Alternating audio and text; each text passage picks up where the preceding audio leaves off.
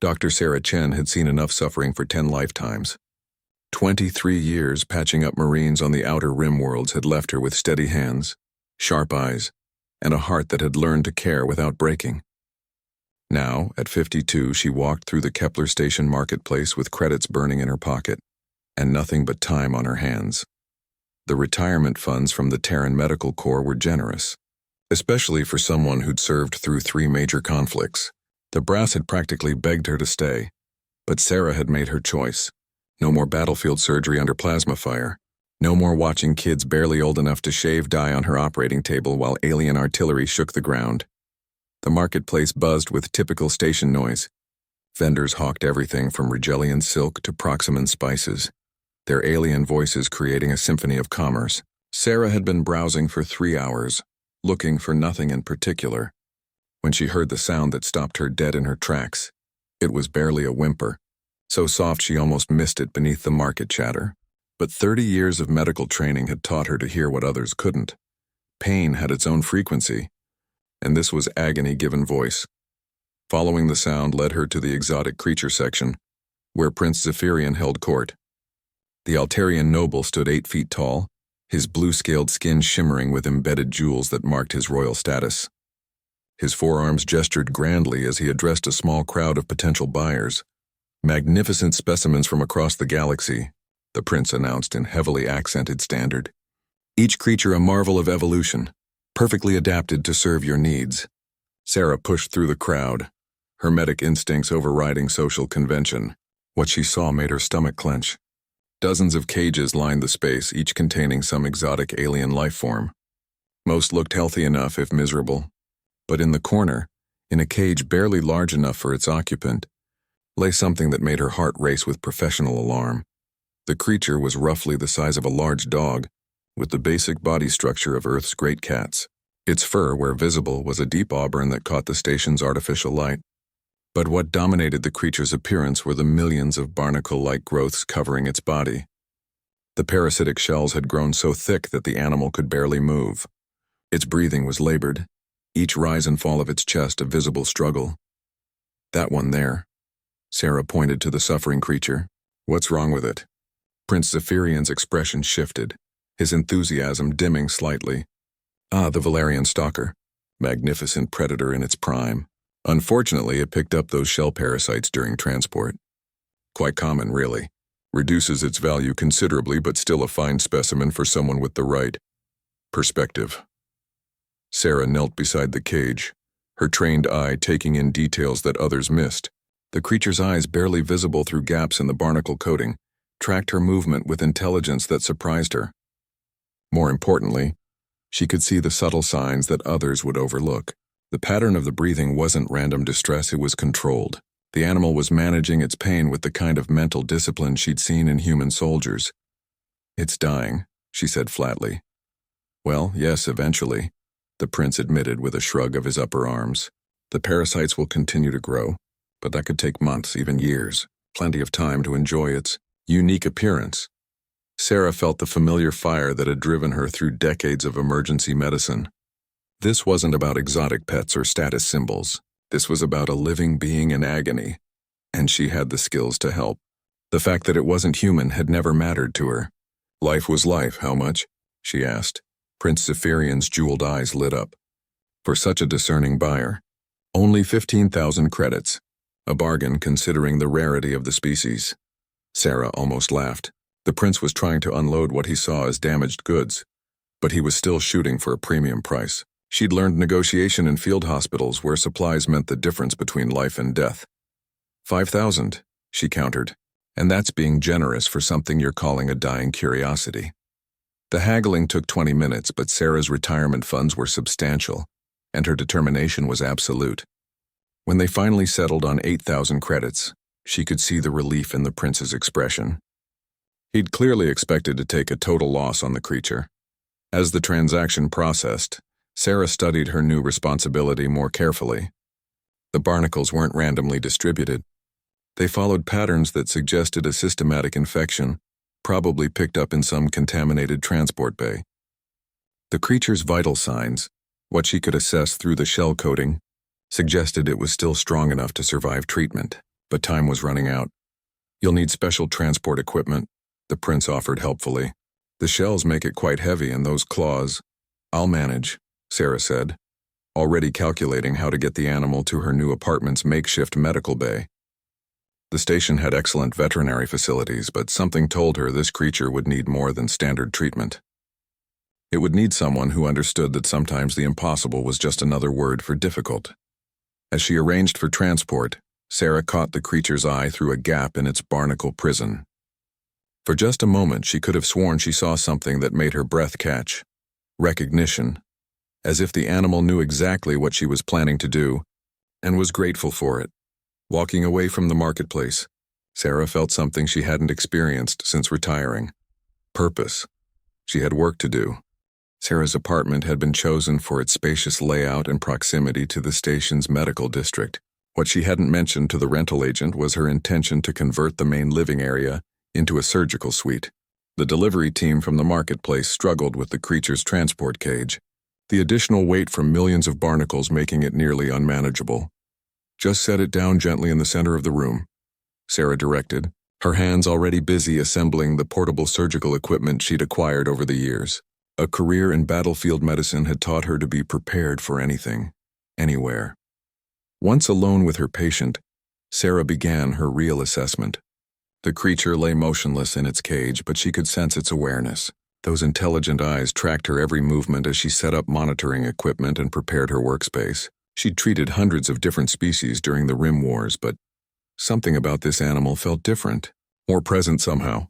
"All right, friend," she said softly, pulling on surgical gloves. "Let's see what we're dealing with." The first challenge was sedation. Without knowing the creature's exact physiology, Sarah had to rely on broad-spectrum anesthetics and careful monitoring.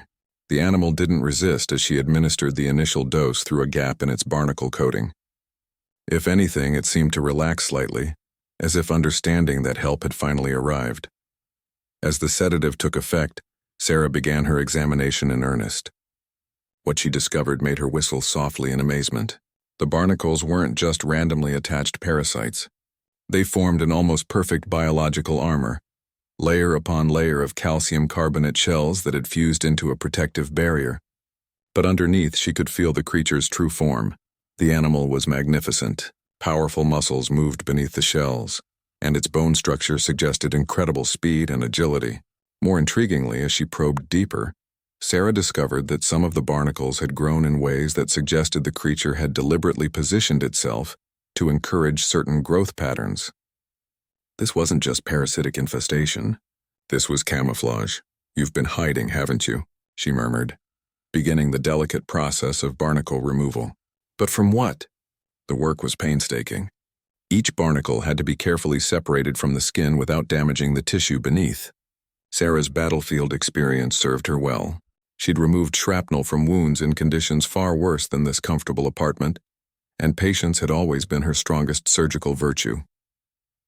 Hours passed. The creature remained unconscious but stable as Sarah worked section by section, revealing auburn fur that gleamed like polished copper. The animal's true size became apparent as she cleared more area. It was larger than she'd initially thought, easily the size of a small tiger, with proportions that spoke of both power and grace. But it was when she cleared the barnacles from around the creature's head that Sarah got her first real shock. Hidden beneath layers of shells were not just the expected feline features, but something far more complex. The skull structure was larger than it should be, with pronounced areas that suggested significant brain development. The cranial capacity was enormous, far beyond what any purely predatory animal would need. As she worked around the ears, Sarah discovered something that made her hands pause mid-motion. Beneath the barnacles, integrated so seamlessly with the natural ear structure that she almost missed it, was technology, tiny sophisticated devices that pulsed with faint energy signatures.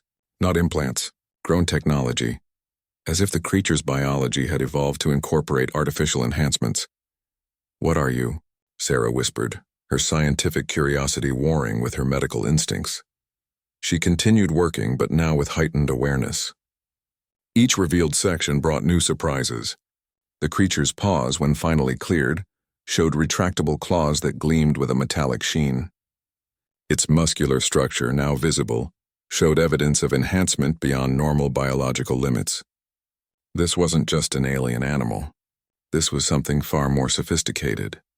The breakthrough came when Sarah began clearing barnacles from the creature's chest. Hidden beneath the shells, barely visible against the auburn fur, were markings, not natural coloration but deliberate symbols etched or tattooed into the skin. The patterns were geometric, precise, and absolutely artificial. They formed what looked like identification codes or perhaps rank insignia. Sarah sat back, her mind racing. The implications were staggering. This creature wasn't a simple animal that had been captured and sold. The technology integration, the deliberate markings, the sophisticated camouflage system, all pointed to one impossible conclusion. She was looking at a person, an intelligent being who had been enslaved and sold like livestock. The ethical implications hit her like a physical blow.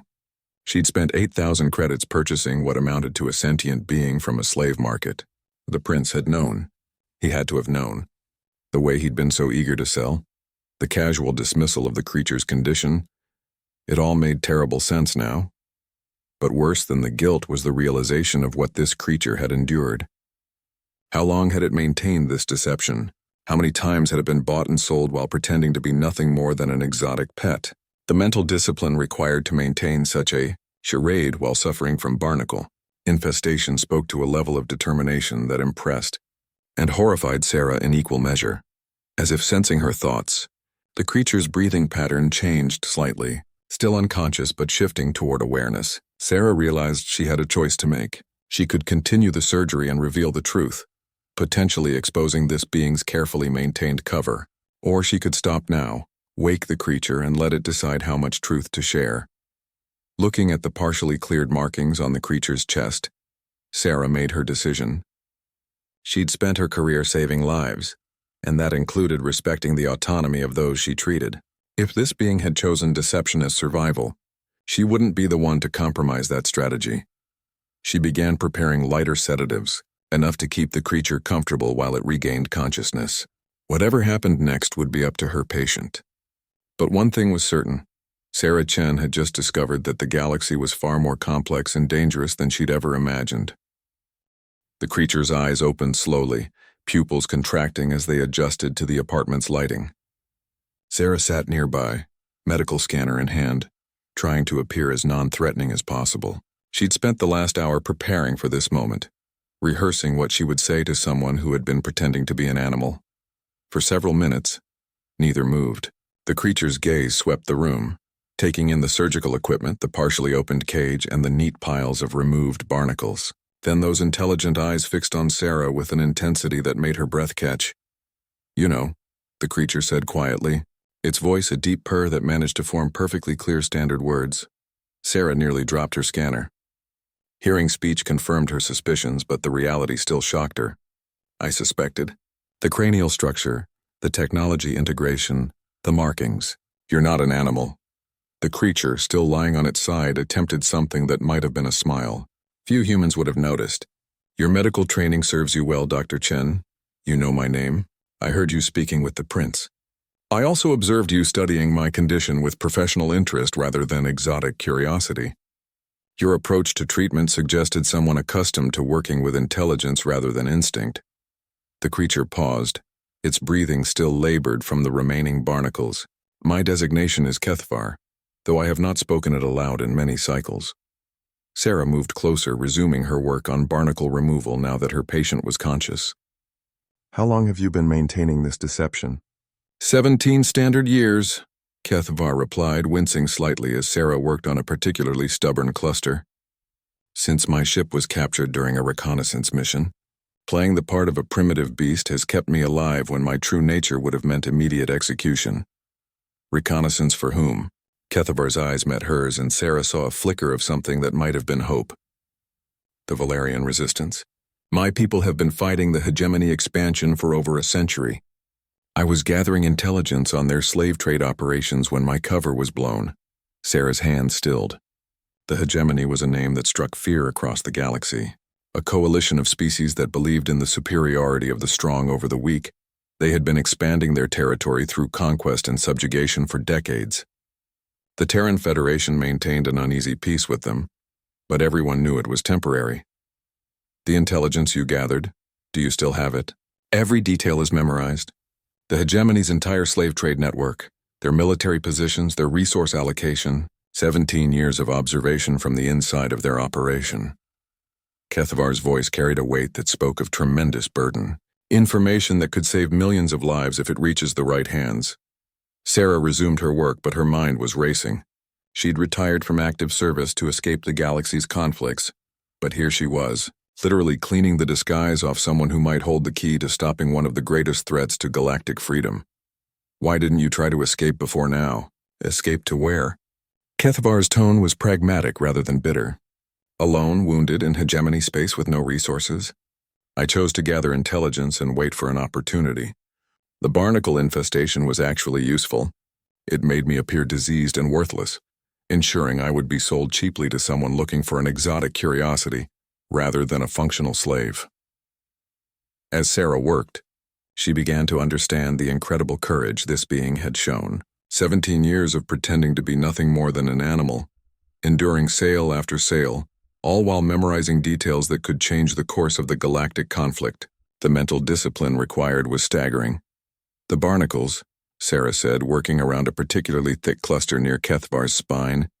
You allowed them to grow deliberately? Encouraged them, actually. My people have some control over our biological processes when necessary. The shells provided protection and made me appear worthless. But they have been growing faster recently. I estimate another few months before they would have compromised my vital organs. Sarah found herself developing profound respect for her patient. This wasn't just survival, it was strategic thinking on a level that impressed her military-trained mind. But it also meant that Kethavar had been slowly dying for his mission, prepared to sacrifice everything for intelligence that might never be delivered. The technology I found integrated into your biology, that's not standard for your species, is it? Military enhancement. All resistance operatives undergo biological modification to improve our effectiveness. Enhanced strength, speed, sensory capability, and integration with our technology. Kethavar paused as Sarah cleared a section near one of the implants. It also means the hegemony would have executed me immediately if they'd discovered my true nature. As more of Kethavar's body was revealed, Sarah could see evidence of incredible physical capability. The muscle structure was clearly enhanced beyond normal biological limits, and the technological integration was seamless. This was a being designed for war, yet who had chosen patience and intelligence gathering over direct action. What's your plan now? Sarah asked. Assuming we can get you healthy again. I need to reach resistance contacts. The intelligence I carry could prevent the hegemony's next major offensive. They're planning something significant. Something that will change the balance of power in this sector. Kethavar's voice carried urgency, despite his weakened condition. But first, I need to survive long enough to make contact. Sarah realized that her quiet retirement had just ended. She'd purchased not just a being in need of medical attention, but someone carrying intelligence that could affect billions of lives. The galaxy's conflicts had followed her home, but this time she might actually be able to make a difference. Then we'd better get you healthy, she said, returning to her work with renewed determination, because something tells me we're going to need you at full strength for what comes next. 3 days of continuous surgery had transformed both patient and doctor. Kethavar now lay on Sarah's makeshift medical table, over 90% of the barnacles removed, his true form finally revealed. He was magnificent in a way that spoke of both natural evolution and careful enhancement. Auburn fur marked with precise geometric patterns covered a frame built for speed and power, while integrated technology pulsed softly beneath translucent patches of skin. Sarah had worked with barely 4 hours of sleep, sustained by military-grade stimulants and the kind of professional focus that had kept her going through the worst battlefield conditions. But it wasn't just medical duty driving her now. It was the growing realization of what Kethavar represented and the implications of the intelligence he carried. The final clusters around your spinal interface, Sarah said, carefully working near the base of Kethavar's skull. These need to come off, but I'm concerned about nerve damage. The barnacles have grown partially into your enhancement ports. The risk is acceptable, Kethavar replied, his voice stronger now that his breathing was no longer restricted. Those interfaces are how I connect with resistance networks. Without them, the intelligence I carry is useless. Sarah's hands moved with practiced precision, separating calcified shell from sophisticated biotechnology. The enhancement ports were unlike anything in human medicine. Organic interfaces that seemed to grow from Kethvar's nervous system itself. As she worked, she began to understand how advanced Valerian biotechnology truly was. Your people, they've achieved direct neural interface with technology. For centuries. It's what allows us to survive against the hegemony's numerical superiority. Each of our operatives can process information and coordinate actions at speeds that give us tactical advantage. Kethvar paused as Sarah worked on a particularly delicate section. But it also makes us valuable targets. The hegemony would kill entire populations to capture our interface technology.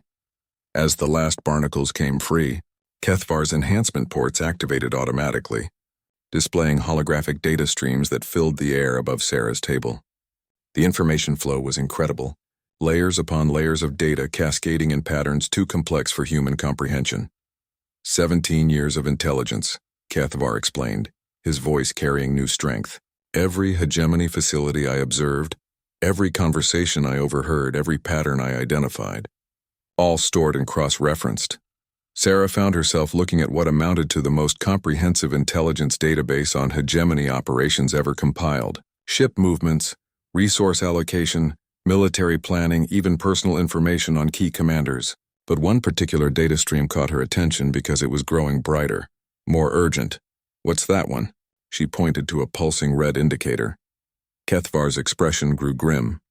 Immediate threat assessment. Dr. Chen, we have a problem. My enhancement systems are detecting hegemony tracking signatures. They've found me.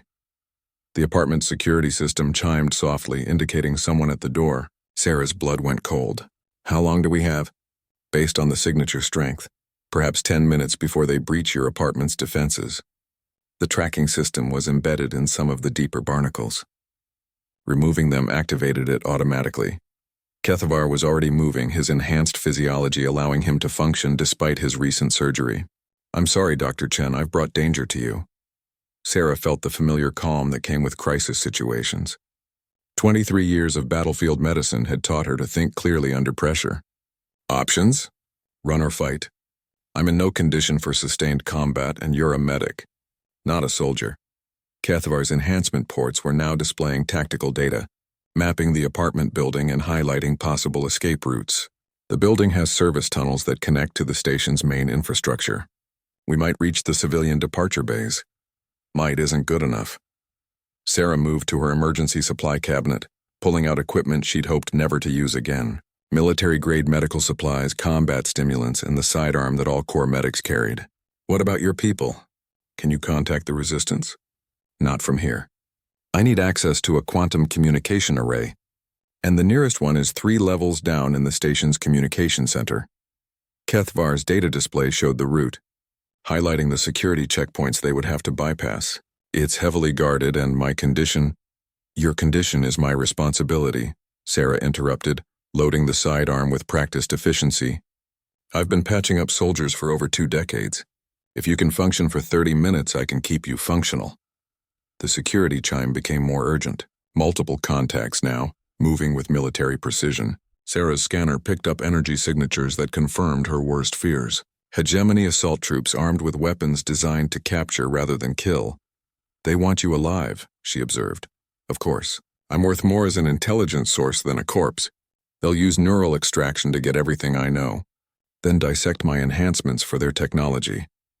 Kethvar moved to the apartment's rear wall, his enhanced senses already identifying structural weaknesses.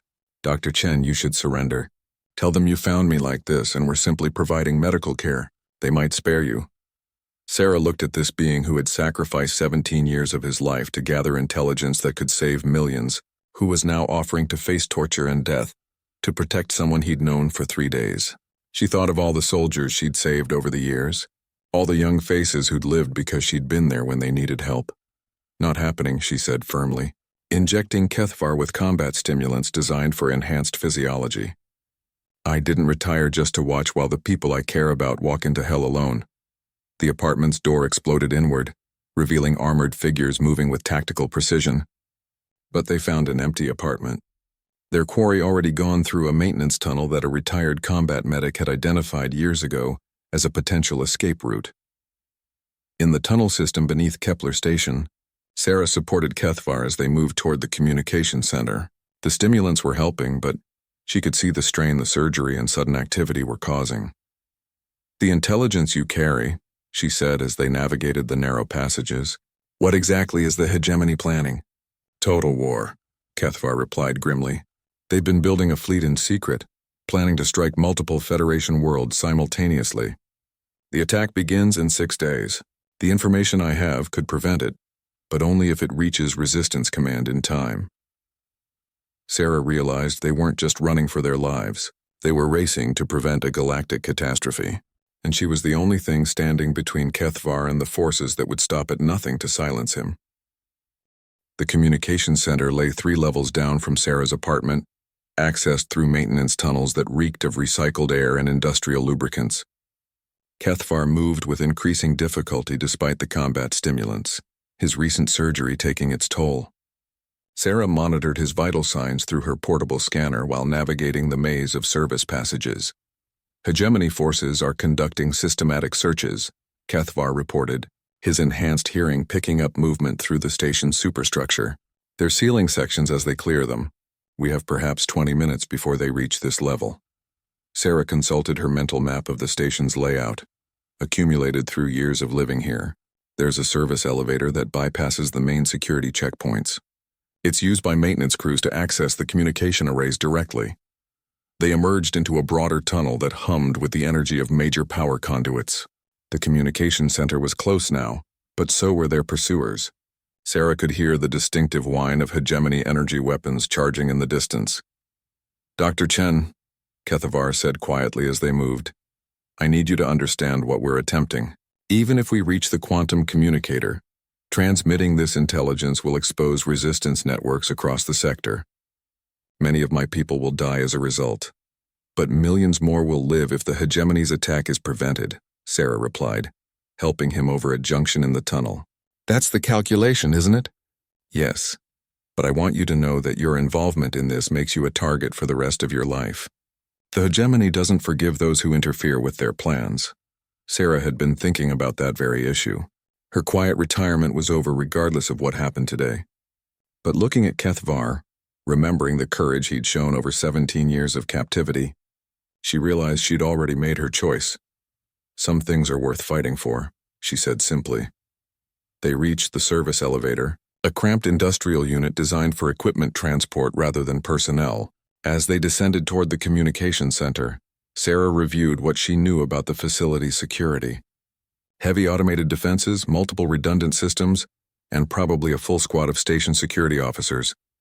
"Can your enhancements help us bypass their security?" she asked. Kethvar's interface ports flickered as he accessed the station's systems. "Yes, but not subtly. Once I begin electronic intrusion, alarms will activate immediately. We'll have perhaps 5 minutes before security overwhelms us." The elevator shuddered to a stop. Through the doors, Sarah could see the communication center's outer corridor. Clean white walls lined with sensor arrays and access panels created an environment that spoke of high security and cutting-edge technology. But it was also eerily quiet. "Where are the guards?" Sarah wondered aloud. Kethvar extended his enhanced senses, scanning for life signs and energy signatures. "Empty, but not by chance. I'm detecting residual weapon discharge and signs of struggle. Someone else was here recently." They moved cautiously into the corridor, Sarah's medical scanner picking up traces of blood and other biological matter that suggested recent violence. The main communication chamber doors stood open, revealing banks of quantum communication equipment surrounding a central transmission platform. And standing at the central console, very much alive and clearly waiting for them, was Prince Zephyrian. "Dr. Sarah Chen and the remarkable Kethvar," the Altarian noble said without turning around. "You've led us quite a chase." Sarah raised her sidearm, but Kethvar placed a restraining hand on her arm. "He's not alone," he murmured, his enhanced senses detecting multiple hidden contacts throughout the chamber. "Quite correct," Prince Zephyrian continued, finally turning to face them. "I have a full squad of hegemony special forces positioned throughout this facility. but I'm hoping we can resolve this matter without unnecessary violence. Your hegemony, Sarah stated, pieces clicking into place. The slave market selling exotic creatures. It was cover for intelligence operations. Among other things, yes. I've been monitoring resistance activities in this sector for several years. When my scanning equipment detected the unique energy signature of Valerian military enhancements beneath those barnacles, I knew I had found something special. The prince gestured toward Kethvar. 17 years of intelligence, all stored in one convenient package. Kethvar stepped forward, his enhancement ports beginning to glow with increased activity. You cannot extract what I know without destroying it. Valerian neural interfaces are protected by quantum encryption. Any forced access will trigger complete data deletion. Oh, but that's where you're wrong, Prince Zephyrian smiled, revealing teeth that gleamed with metallic implants. We've made significant advances in neural extraction technology. The process might leave you a bit diminished, but the intelligence will remain intact. Sarah felt the familiar coldness that came with life-or-death decision points. She'd faced this moment countless times in field hospitals under fire, when split-second choices meant the difference between saving a life and losing it forever. But this time, the stakes were measured in millions of lives across multiple worlds. The quantum communicator, she said quietly to Kethvar. How long do you need? 30 seconds for initial connection, 90 seconds for complete data transfer. Sarah looked at the communication platform, then at the prince and his hidden soldiers. The mathematics were simple and brutal. She couldn't fight trained special forces, but she could buy Kethvar the time he needed. When I move, she whispered, you run for that platform. Dr. Chen? You cannot. 2 minutes, she interrupted. Keep them busy for 2 minutes and you can save those millions of lives you've been protecting. Prince Zephyrian raised one of his 4 hands, and Sarah heard the subtle sounds of weapons being readied throughout the chamber. I'm afraid this conversation is over. Surrender now and I'll ensure your death is quick. Dr. Chen, your friend here has a much longer ordeal ahead of him.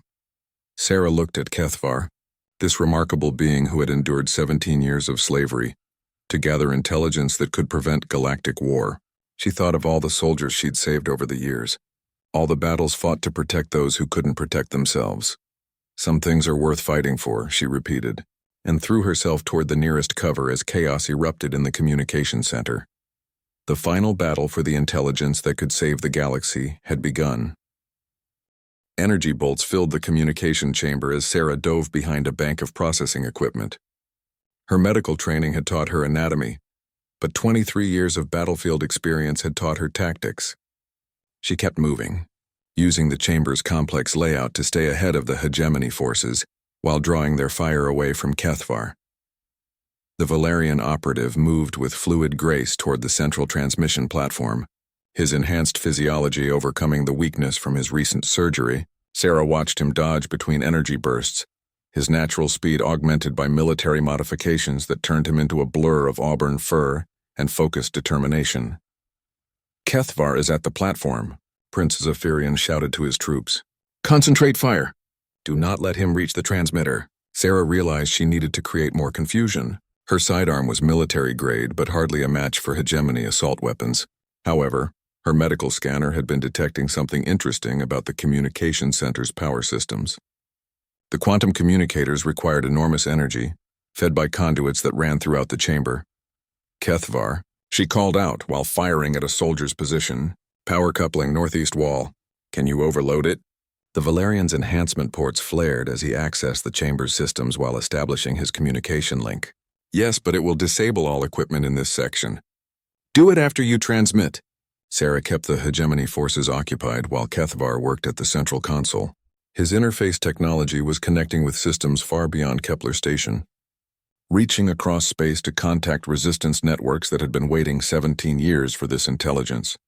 Through gaps in the energy fire, Sarah could see Kethvar's enhancement ports blazing with activity. Streams of data flowed from his neural interfaces to the quantum communicator, uploading 17 years of carefully gathered intelligence, ship movements, resource allocations, attack plans, everything the resistance needed to prevent the hegemony's coordinated assault.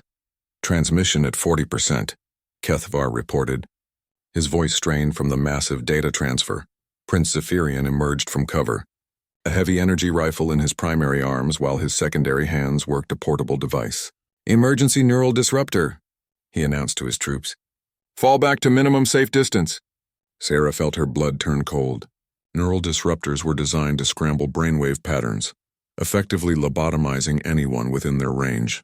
It would stop Kethavar's transmission while leaving his body intact for later interrogation. Without thinking, Sarah broke from cover and sprinted toward the prince. Her sidearm barked repeatedly, forcing him to duck back while she closed the distance. She couldn't match the speed or strength of enhanced soldiers, but she had something they didn't expect from a medic: the absolute willingness to sacrifice everything for her patient. 60% transmission, Kethavar called out, his voice showing signs of strain as the massive data transfer pushed his enhanced systems to their limits. Sarah reached Prince Zephyrian's position just as he activated the neural disruptor. Without hesitation, she tackled him, her 130 pounds of human determination slamming into 8 feet of armored alien nobility. They went down together, the neural disruptor spinning away across the chamber floor. "Impossible," the prince snarled, using his superior strength to throw her aside. "Human females are not combat capable." Sarah rolled with the impact, her medical knowledge automatically assessing the damage. Bruised ribs, possible concussion, but still functional. She came up firing, forcing the prince to take cover while his soldiers repositioned. 80%, Kethavar announced. "Dr. Chen, get clear of the power coupling." The chamber filled with the whine of overloading energy systems. Sarah could see hegemony soldiers realizing what was about to happen, some diving for cover while others tried to reach the central platform before Kethavar completed his transmission. "You don't understand what you're doing," Prince Zephyrian shouted over the rising energy noise. "The hegemony brings order to chaos. We end the constant wars between inferior species by enslaving them," Sarah replied, keeping pressure on his position.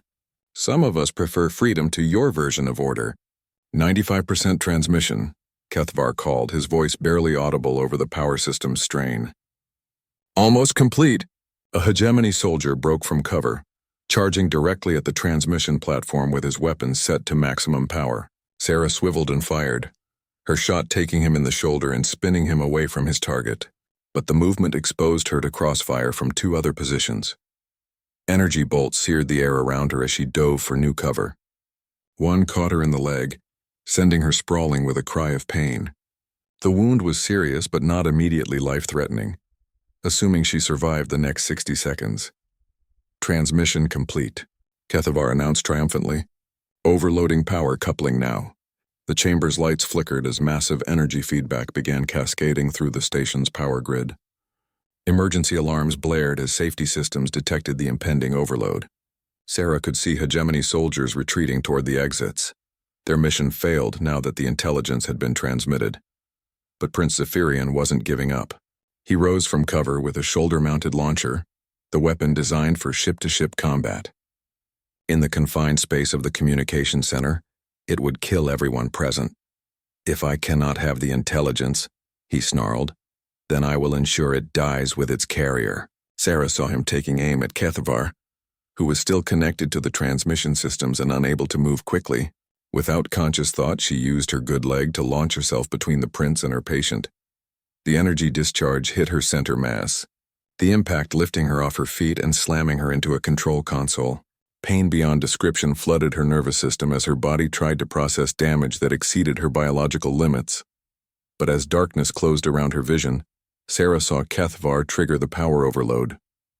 The communication center erupted in cascading energy feedback that would disable every system on this level of the station, trapping the hegemony forces and buying the resistance precious time to act on the intelligence they'd received. The last thing Sarah heard before unconsciousness claimed her was Kethavar's voice. Strong and determined. "The intelligence has been transmitted. The galaxy will be warned. She'd done it." After 23 years of saving lives, one patient at a time, Dr. Sarah Chen had finally saved millions of lives with a single act of courage. As consciousness faded, she felt the same satisfaction that had sustained her through decades of emergency medicine. Her patient would survive, and sometimes that was enough.